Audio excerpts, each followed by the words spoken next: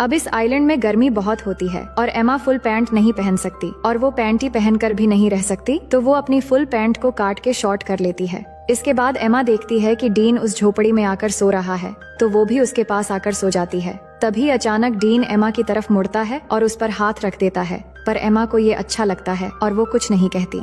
फिर अगले दिन जब एमा वाटरफॉल में नहा रही होती है, तब डीन आकर उससे सनस्क्रीन मांगता है, तो एमा डीन को कहती है कि मैं यहाँ नहा रही हूँ, तुम दूसरी तरफ जाओ।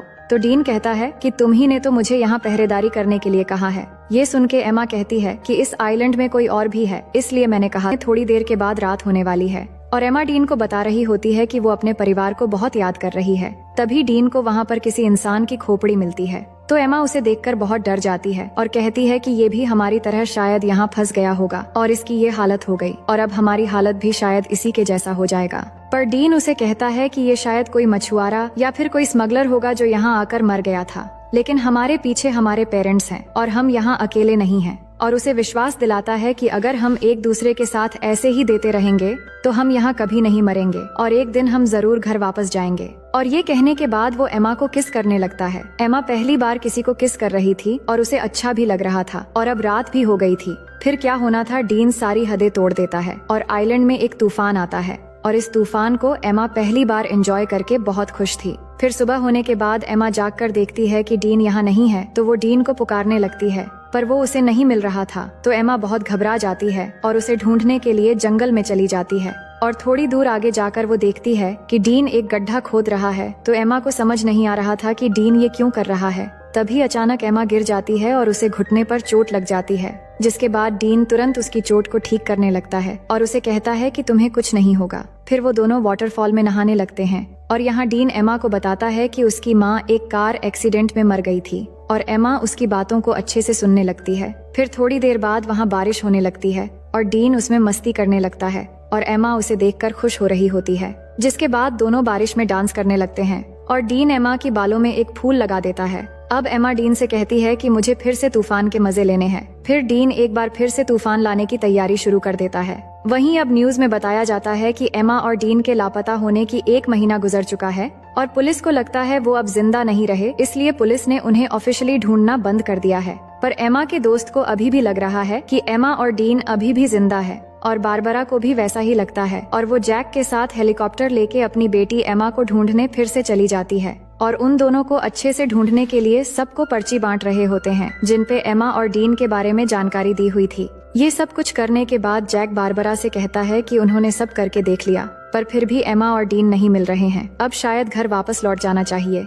ये सुनकर बारबरा उदास हो जाती है और घर चली जाती है। दूसरी तरफ डीन एमा को हरी रोशनी के बारे में बता रहा होता है, जिसके बारे में उसकी माँ ने उसे बताया था और वो बताता है कि वो रोशनी सूरज के डूबते समय दिखती है, पर डीन ने उस रोशनी को आज तक कभी नहीं देखा है। अब यहाँ उन्हें कुछ और हफ्ते बीत जाते हैं और दोनों आइलैंड के खूबसूरत एनवायरनमेंट के मजे लेने लगते हैं। वो समुद्र में नहाते हैं और बहुत मजे करते हैं और ऐसे ही वो एक दूसरे के बहुत करीब आ जाते हैं और जब भी उनका मन करता है तो वो तूफान और भूकंप के मजे लेते रहते थे। अब ये सब कुछ होने के बाद एमा डीन से पूछती है कि तुमने पहली बार कैसे किया था और वो कौन थी। तो डीन बताता है कि जब मैं स्कूल में था तब मेरा एक दोस्त थी जो मुझसे उम्र में बड़ी थी। अब डीन जानता था कि एमा की ये सब कुछ पहली बार थी, तो वो पूछता है तुम्हें कैसा लगा। तो वो बताती है कि अच्छा था, लेकिन तूफान की वजह से गलत जगहों पर रेत चली गई। इसके बाद एमा कहती है कि मुझे और एक्सपीरियंस करनी है, तो डीन कहता है कि ठीक है। अब आगे हम देखते हैं कि दोनों जंगल में जाते हैं कुछ फल लाने के लिए और डीन थोड़ी आगे जाकर फल तोड़ने लगता है।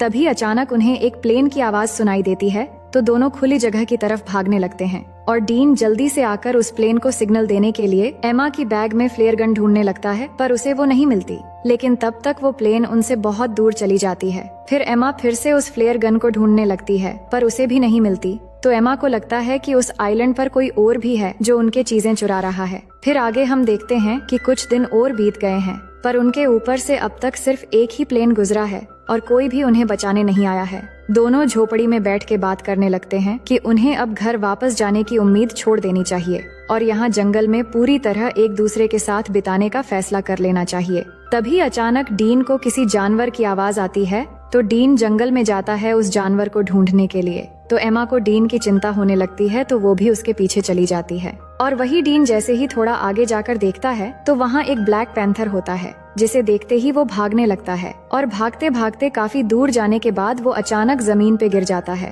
और एमा भागती हुई जब डीन के पास पहुँचती है तो वो देखती है कि डीन के पास खून से लथपथ एक चाकू है और उसने एक ब्लैक पैंथर को मार दिया है। फिर आगे हम देखते हैं कि एमा और डीन के सभी दोस्त और पेरेंट्स उनके बिना ही अपनी जिंदगी की शुरुआत कर लेते हैं। और यहाँ एमा और डीन ने भी आइलैंड पर जीना सीख लिया है और इधर ही अपनी जिंदगी गुजारने का फैसला कर लिया है, क्योंकि उन्हें जो उम्मीद थी कि उन्हें कोई बचाने आएगा वो भी अब खत्म हो चुकी थी। उन्होंने शिकार करना भी सीख लिया है और यहाँ पर झोपड़ी बनाकर रहते हैं और सभी उम्मीदें छोड़कर खुशी से एक दूसरे के साथ देते हुए दिन गुजारने लगते हैं। फिर एक दिन एमा उल्टियाँ करने लगती है तो डीन ये देखकर उसे पूछता है कि क्या तुम प्रेग्नेंट हो?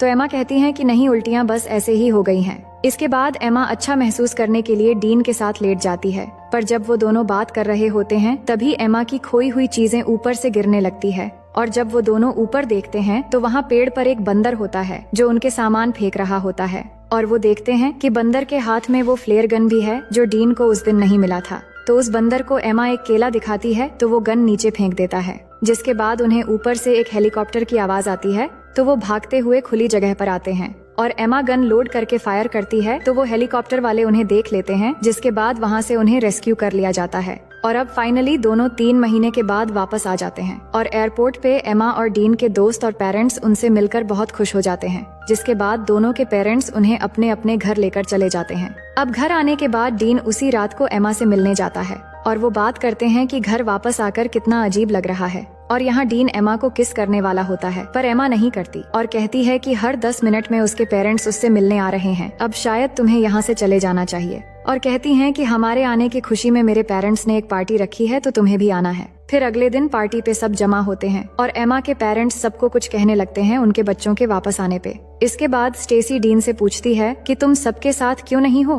तो डीन कहता है कि मुझे सबसे घुलना मिलना अच्छा नहीं लगता। इसके बाद डीन एमा को उसके साथ आने के लिए इशारा करता है, पर एमा नहीं आती और उसे अनदेखा कर देती है और ये देखकर डीन पार्टी से चला जाता है। इसके बाद सभी चीजें पहले की तरह हो जाती हैं और एमा आइलैंड से वापस आने पर वो बहुत फेमस हो जाती है, पर डीन अभी भी अकेला ही रहता है। और जब भी एमा और डीन एक दूसरे के पास से गुजरते हैं तो वो बस एक दूसरे की तरफ ही देखते हैं। फिर कुछ दिन बाद एमा डीन को कॉल करती है, पर डीन कॉल नहीं उठाता। उसके बाद हम देखते हैं कि एमा के रूम में स्टेसी जाती है और उसे कहती है कि तुम्हारे लापता हो जाने के बाद हमने तुम्हें बहुत मिस किया और मॉम डैड भी बहुत परेशान थे। हमने तो सोच लिया था कि शायद हमने तुम्हें बिल्कुल खो दिया है, लेकिन आज हम सब अच्छे से एक साथ हैं और बहुत खुश है। फिर एमा स्टेसी से कहती है कि तुम मेरी बहुत अच्छी बहन हो और फिर वो दोनों एक साथ प्रॉम पार्टी में जाने का डिसाइड करते हैं। दूसरी ओर हम डीन को देखते हैं जो अपनी माँ के कब्र पर जाता है और अपनी माँ को मिस करते हुए बहुत रोता है। अब प्रॉम पार्टी की रात डीन टीवी देख रहा होता है